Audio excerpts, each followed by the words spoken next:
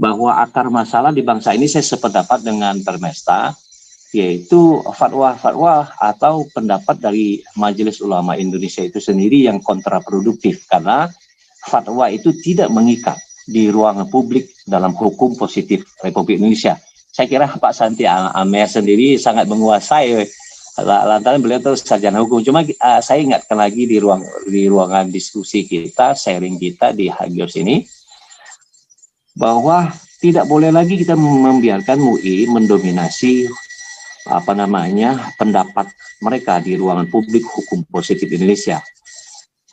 Saya memang usulkan untuk mendirikan lawan dari MUI sendiri, itu adalah Majelis Ulama Nusantara. Karena saat ini kita ide bertanding dengan ide lawan ide, gagasan lawan gagasan. Karena mereka sudah sekitar 48 tahun bercokol di Indonesia, di ruang publik Indonesia, sangat terikat.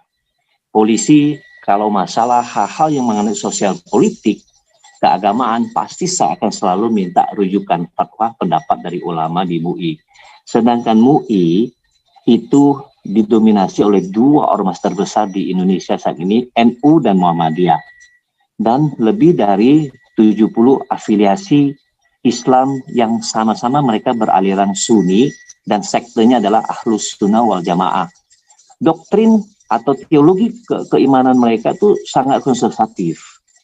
Hal ini bisa dibuktikan dari fatwa mereka pada Munas ke-7. Saya selalu mengulangin fatwa Munas ke-7 tahun 2005, bahwa dalam hal keagamaan MUI mengeluarkan fatwa haram, anti pluralisme, anti sekularisme, dan anti liberalisme dalam beragama, sehingga kebenaran hanya ditafsirkan secara pihak oleh kelompok aswaja, yaitu kelompok Sunni. Nah, ini yang kita lawan, tapi dengan konstitusi. Tadi Bipang nanti ya, ini Laskar Manguni dulu ya. Lihat Bipang saya langsung lapar begitu ya. Shalom Iya, Laskar Manguni. Selamat pagi ya Pak Paul ya, kalau di negara. Ini jam 6 sore, jam 6 malam. Oh, sore begitu. Oke. Ya. Sip. Tadi saya lihat Permesa sudah semangat sekali, mulai panas beliau. Iya, itu Santi, Permesa, Pak Teddy, Pak SK. Kita sebetulnya makanya Pak Paul tuh tempuh jalan pedang istilahnya ya. Kenapa Pak Paul sampai hari ini bisa melakukan apologet seperti itu? Karena kasih anugerah. Sebetulnya saya yakin ya, tidak ada niat permusuhan antar umat Kristen dengan umat Islam. Namun situasi sosial politik di tanah air kita saat ini memang serbarunya memposisikan anak-anak bangsa ini sangat terganggu dengan adanya dominasi kebenaran di ruang publik hukum positif Republik Indonesia, yaitu oleh LSM, Lembaga Swadaya Masyarakat Keagamaan atau Ormas Keagamaan Majelis Ulama Indonesia, saya sebutkan.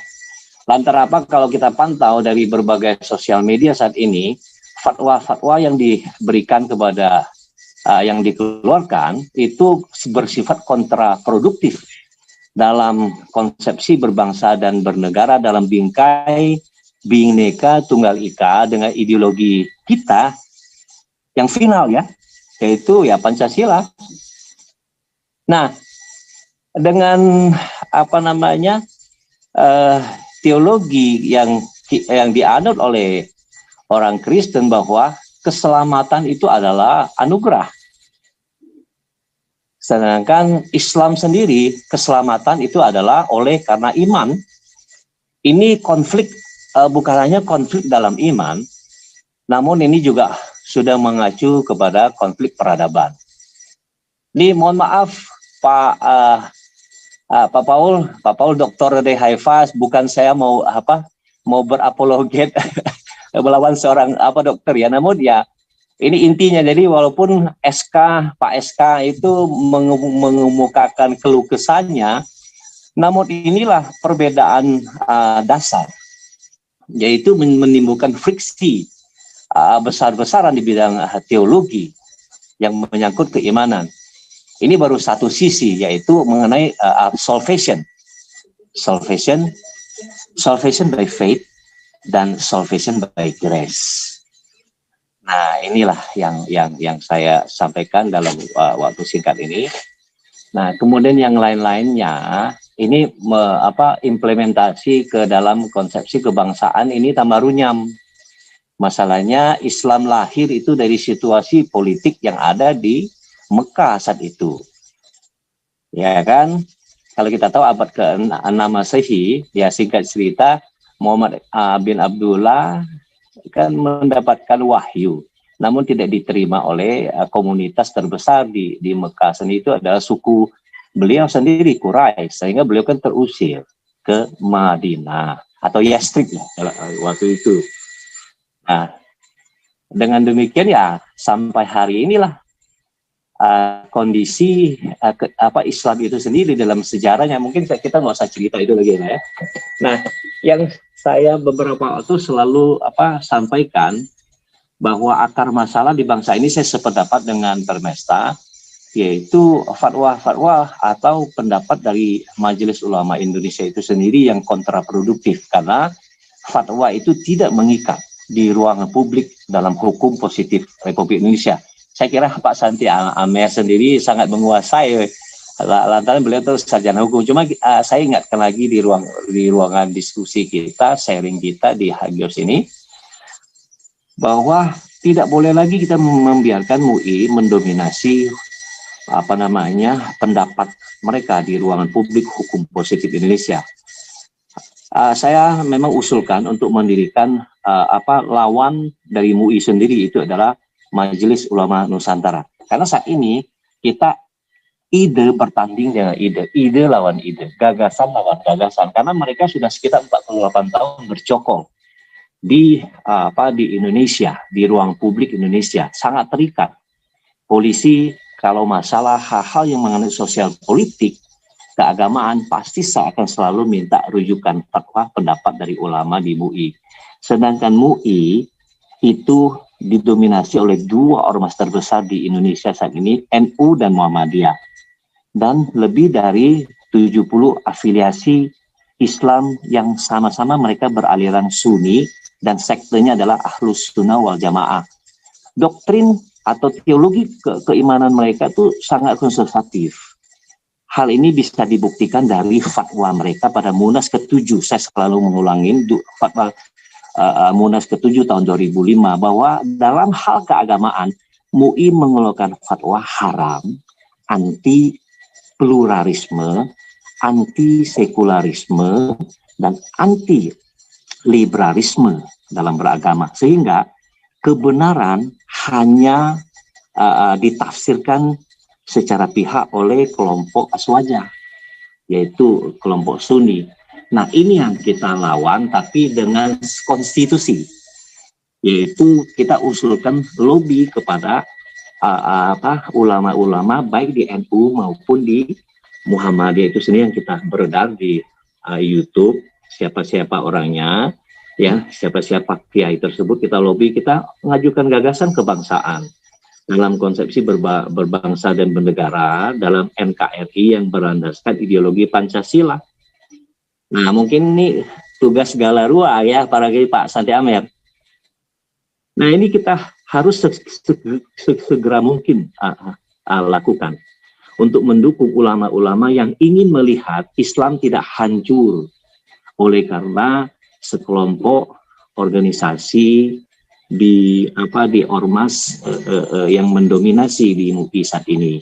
Banyak ulama tidak sepaham, dari misalnya ya, dari mulai kasus pilkada, saya ambil jalan pendek, itu tahu bahwa BTP sendiri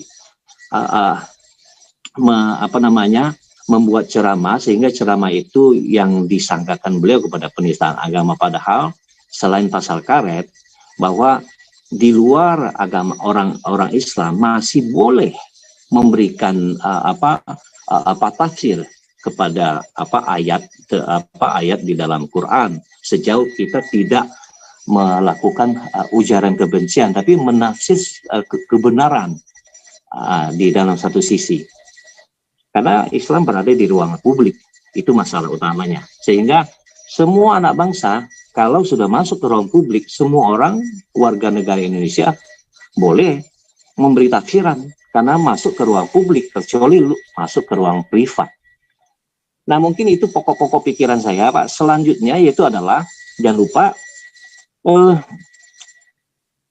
NUN harus didukung juga oleh ormas yang lain, termasuk organisasi adat. Nah, organisasi adat yang bisa memberikan perlawanan secara head to head.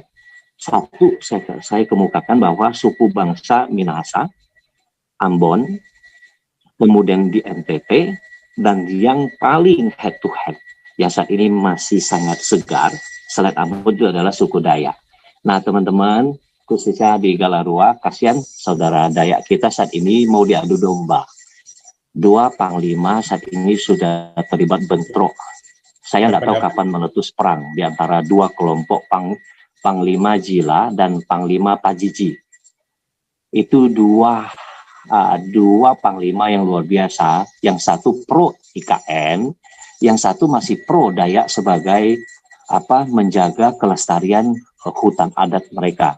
Ini mungkin kita harus secepat lakukan sesegera mungkin ya, mediasi ya, supaya mereka tidak bertempur. Karena kalau mereka bertempur makin lemahlah. Nah, khusus untuk Sulawesi Utara, Pak Permesta, Pak Teddy, kemungkinan besar di akhir tahun ini, kalau enggak sebelum periode Jokowi berakhir, provinsi baru akan didirikan. Sehingga Sulawesi Utara, yang tempat lahir cikal bakal lahirnya gagasan Permesta untuk memberikan koreksi kepada pemerintah pusat Soekarno waktu itu untuk menjadikan banyak provinsi menjadi daerah otonom yang dinikmati oleh banyak provinsi saat ini.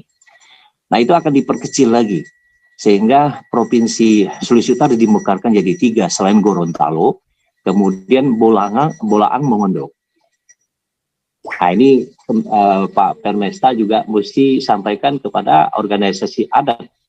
Saya kira Pak Oli Dodo Kambe sebagai gubernur yang terakhir periode keduanya mesti juga mengingatkan kondisi situasi sosial politik di tanah air. Nah, tahun 2000 juga saya bersama Brigadier Jenderal Dr. Andes Wedewaro. Jadi waktu itu kita juga menginisiasi, memberi motivasi ke seluruh bangsa Minahasa untuk mendirikan kembali warisan leluhur, yaitu pakasaan. Jadi ada 9 rumpun suku yang ada di Minahasa disatukan dalam pakasaan, sehingga identitas kebangsaan Minahasa itu tidak luluh. Karena ya mohon maaf nih Pak Paul dan lain-lainnya, karena salah satu lunturnya adat yaitu salah satu faktor penginjilan, Pak. Karena kalau teologi kemakmuran masuk sudah selesai bahwa organisasi adat, lembaga adat atau perayaan-perayaan adat itu adalah disebut kafir ya. Itu melawan firman. Nah, ini mesti di repositioning juga keimanan dengan adat. Adat menopang keimanan. Dan terakhir ya menopang agama juga dalam kehidupan sosial politik.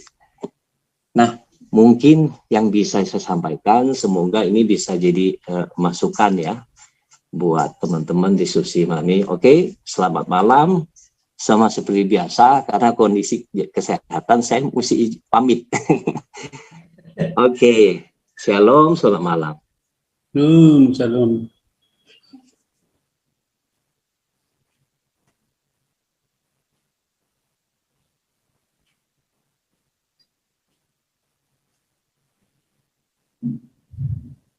Santi Amar.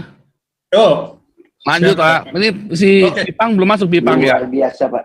Bipang belum masuk Bipang ya. Tadi silakan Bipang, mana Bipang? Bipang hilang Bipang nih. Ya Pak Santi Amar dulu aja Pak. Kau bilang kau menang debat lawan domba yang sesat. Kau bilang banyak yang tobat.